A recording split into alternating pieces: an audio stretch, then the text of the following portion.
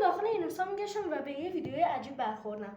یک خانوم میومد تخم مرغ رو میریخت یه جا و میگفت آموزشش رو داشت میداد که چطوری وقتی تخم مرغ اشتباهی ریختیم یه جا جمعش کنیم و یه بشکه آورد و جایی که تخم مرغ ریخته بود و بشکه گذاشت، بشکه فشار داد و تخم مرغ اومد. و ما هم امروز میخوایم اینو امتحان کنیم ببینیم آیا دروغه یا راسته. برو بریم. سلام برابر، چطورید؟ همونطوری که اول ویدیو براتون توضیح دادم امروز اومدیم یه آموزش ببینیم. برای آموزش نیاز به یه دونه ظرف داریم و برای اینکه کثیف کاری هم نشه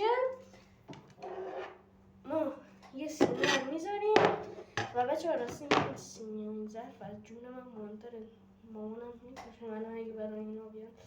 بس به خاطر من لایک کنین، سابسکرایب بذارین، عشق من. بریم سراغ ادامه آموزش. نیاز به یه دونه تخم مرغ داریم. میذارم اینجا. شکست تخم مرغ. تخم مرغ.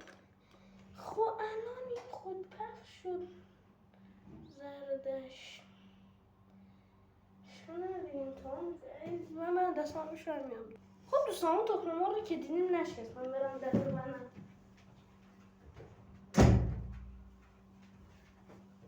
خب رفتم ظرف شستم تخم مرغ خالی کردم. یه تخم مرغ دیگه آورد.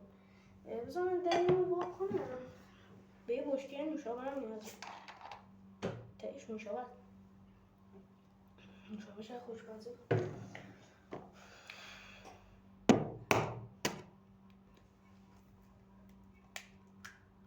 آها، ما یه چیز اینطوری میخوایم بچه ها. حالا اینجا دستمال هست، اون دستم پاک کنم.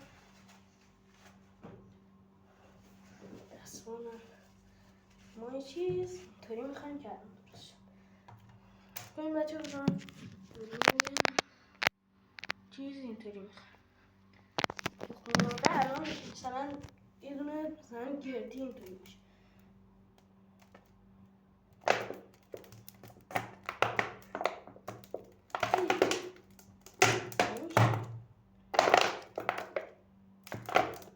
نمیشه.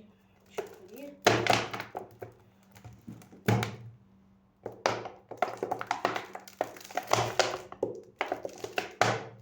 نمیشه.